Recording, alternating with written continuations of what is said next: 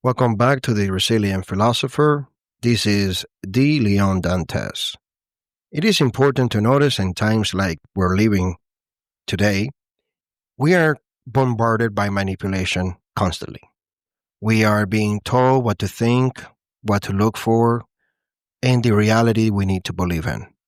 We are being bombarded by politicians, by religious leaders, by our employers, by our family, even by social media in every aspect of our life. So, how can you find clarity when the world around you is so noisy? So much noise, so much going on.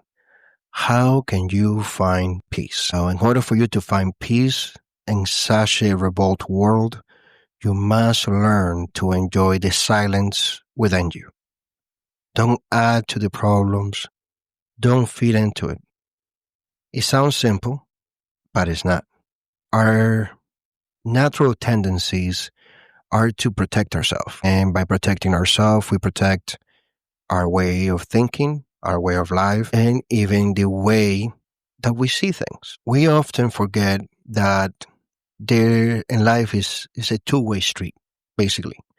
When we demand that people accept our point of view, we forget that that person has the same right to demand that we accept their point of view.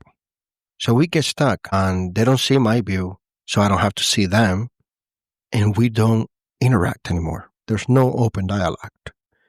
And that creates loudness around us, creates a higher noise that eventually nobody hears each other anymore. And we see that everywhere. Now, what is sad to say is that our leaders are becoming like cult leaders, basically.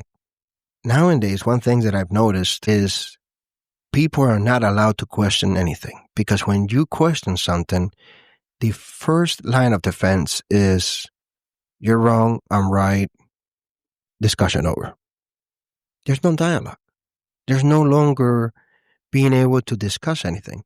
And then they want to call themselves, oh, well, I have a philosophy, or, well, I have a thought. No, you don't. If you're not willing to interact, if you're not willing to have an open dialogue, to agree to disagree, all you're doing is indoctrinating people. You're being a cult leader. And if you don't realize that, then you are a member of a cult yourself. And you're just pushing somebody else's agenda. I mean, there's no way to justify what's wrong. When you do something wrong, there's no justification for doing it wrong. Ignorance is not a justification. Vengeance is not a justification. I mean, think about it. If somebody killed your child right now, whether you killed his child or killed that person, it's not going to bring your child back.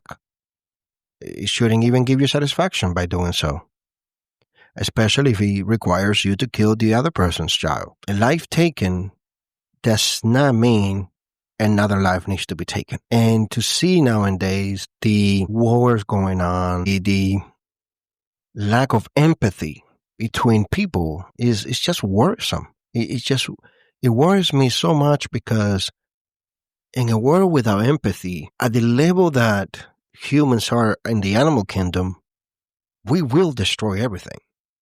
Without empathy is one of the things that is stopping us from committing complete annihilation of Earth and all living things in it. I mean, if you have never really sat down and thought about that, if you have never really taken time to meditate on the fact that we are so close and completely annihilating every single live organism on Earth, then you need to get out of whatever cult you're in and wake up. We're so fragile. We are so fragile. In an immense universe, the chances of us being alive, the probability alone is so small, so minuscule, that to think that the world is around us, that evolves around us, that everything goes around us, is not only ignorance, but it's stupidity in its highest form. The only way that we can work as a species is by collectively working together. If that means setting aside religion, set it aside. If that means setting aside our political views, set it aside. If we cannot work together as one organism, as one species, we will annihilate completely the earth.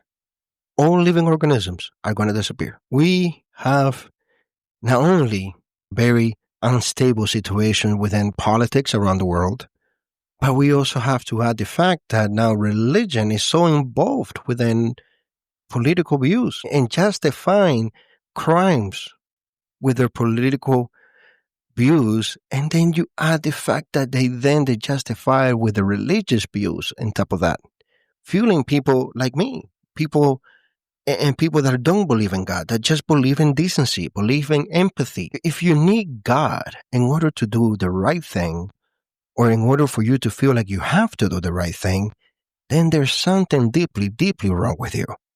You shouldn't need God. You shouldn't need laws to do what's right. If a person is thirsty and you have the means to give them water, it should be just common decency, common sense to give them water. You shouldn't need a law to tell you. You shouldn't need religion to tell you. And you should not need the fear of an unseen supreme being to make you help the person. And yet, what do we see nowadays? We see people justifying their wrongdoings, hiding behind religion, hiding behind political ideologies. That is not true leadership. That is not the type of leadership that I believe in. It shows the lack of emotional intelligence within this time that we're living.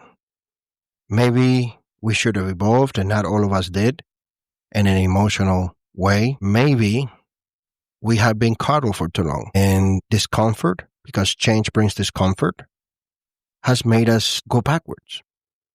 I don't know. But I can tell you one thing, though, is once change comes, you can't take it back. You can't take it back without oppression. And when you oppress people, when you oppress a dog, okay, the nicest dog in the world, you corner him, you beat him, and you beat him, eventually he's going to fight back. And when he does, it's not his fault. It's not his fault for biting you. It's on you. And that is exactly what we're doing to society nowadays. That's exactly what we're doing to the new generation and the generation to come. We keep blaming others. We keep kicking the ball up, up, up. And we don't realize that ball is just getting bigger and heavier. Eventually, will come back on us. And when it does, it's going to be too late. Maybe I'm just tired of listening to everybody that is rich and powerful talking about how the world should be when they have the opportunity to make it so and they don't do it. Maybe that's the problem. Maybe I'm tired of seeing people being used and abused, being manipulated by ideologies that don't even care about themselves. Maybe it's the fact that I can see the pain of being manipulated in all of them. Maybe it's the fact that I have studied dark psychology so much and that I'm studying psychology that I see the manipulation traits around me constantly. I see it how some people do it unknowingly, and I see how some people do it knowingly. And that really hurts. Hurts because it makes me think that there's no future for humanity, that we're doomed to fail and destroy ourselves. And I don't believe in that. I just can't. I choose not to believe in it. I choose to believe that there's always going to be room for people that have true ethics, that are truly carry empathy within them, that truly do care to make a change and to see a better world for our children, for our grandchildren, and the many children to come. I just hope that we wake up soon. I really do. I hope we wake up soon, because in case nobody ever told you, your riches don't go with you when you die. When you get sick, there's not enough in the world and the money in the world to help you get better. It might make you comfortable, but we all die. One thing is certain in life is that in order for you to die, you must first be alive. And if you are alive, you will die. As a matter of fact, and I don't know exactly who said this, but it's guaranteed that everything that has a beginning will have an end. It's guaranteed. Nothing lasts forever, but it can be continuous. It can be continuous if we teach others how to be proper leaders, how to help each other out, and how to make a better world for the people that are left behind. They don't need to remember us. There's no need for buildings named after the people that helped or statues or anything like that. No. True serving leadership does not require recognition. It requires initiative and to do things that are right because it's the right thing to do. That's all it requires. But if we have more people willing to do that, but if we have more people willing to accept the reality that so much can be done by working together and set aside our differences, then maybe, just maybe, we have a shot. Then maybe our children can have a future, and our grandchildren, and many children to come after that. Until then, the uncertainty of the times that we're living in has made us selfish, has made us incapable of feeling empathy for others, and that is shameful. That is shameful because we are supposed to be better. We are supposed to be better in every sense of the world and the word. Because any religion that teaches hate, any political movement that teaches hate, any ideology that teaches hate is not for humanity, but for themselves. And any God that requires you to hate what he created is not a God. So keep that in mind. Next time you hear people telling you to hate, to willingly feel hatred towards other people based on their differences, politically, religious, or in any sense, just remember that. They're not pro-life, they're not pro-humans. They're just being brainwashed by cult-like mentality. You don't have to be attached to any political views or anything. You want the best that is for everybody within your country. And you wish for the success of whatever president that country has for that reason. Not because you agree with their point of views. He's already in power. The only thing you can do is help so he doesn't make it worse. And that goes to any country. I am not in favor of demonstrations, protests, where you incite violence. No, that doesn't get anything fixed. Negative with negative is not going to give positive unless if you multiply. And that's mathematically. In reality, in society, negative with negative is just going to get worse. Same thing with religion. Any religion, and I mean any religion, that teaches to hate others, whether it's because of their beliefs or whether because of their lacks of beliefs, should not be a religion to participate in. Especially religions that want to align themselves with political ideologies. You either serve God or you serve man. You can't serve both. And that's not my words. And if you know whose words it is, you'll be blessed. Because you will know that he also did not participate in politics.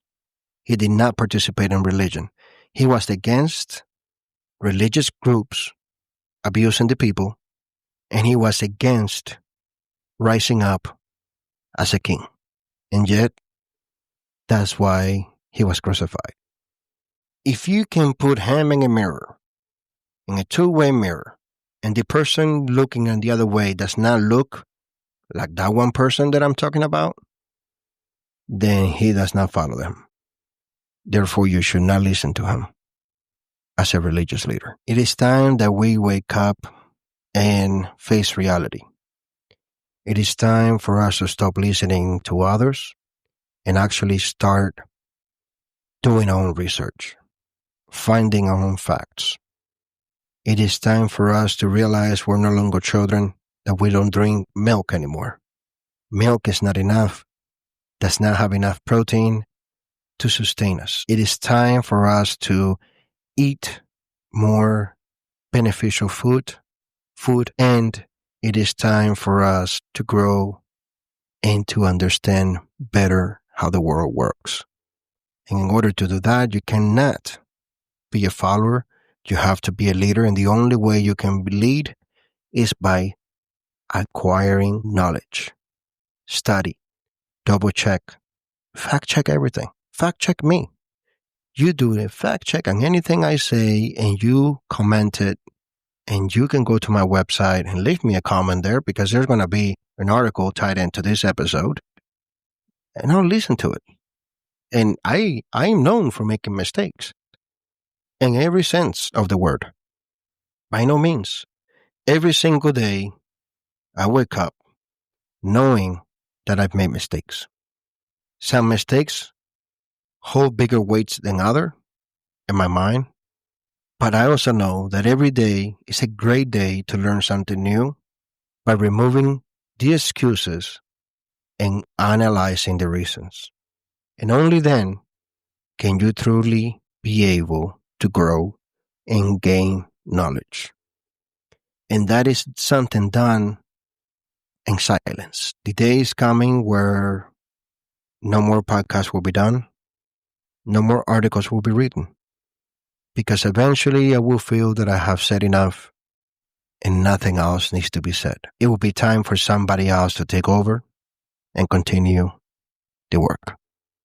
Until then, I just hope to be able to help as many people as possible understand we have the power to change the world as long as we are servant leaders that are willing to help others without anything in return, that we're willing to fact check life and not just take things for their face value, that we're willing to understand that every single human being has a place on this earth, and that we should all work collectively to make the earth better.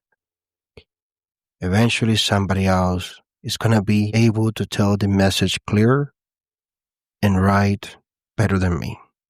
And that's not going to be a sad day.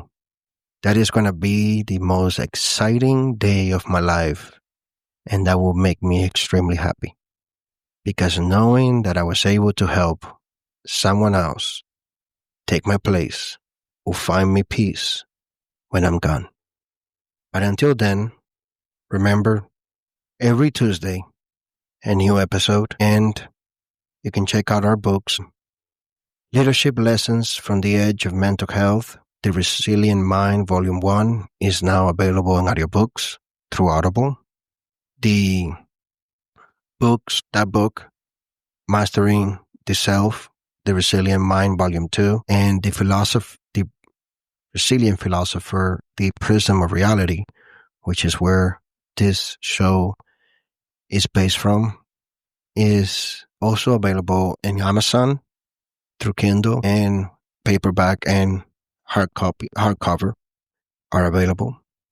And those are the best way to support our show. Thank you for every time you listen to the show. Gives me the energy and the will to continue, because this is not necessarily for the masses, but for the few that are willing to show up to better themselves, not for gain of notoriety or for money, but in order to help others by helping themselves first. Until the next week, this is D. Leon Dantes, the Resilient Philosopher.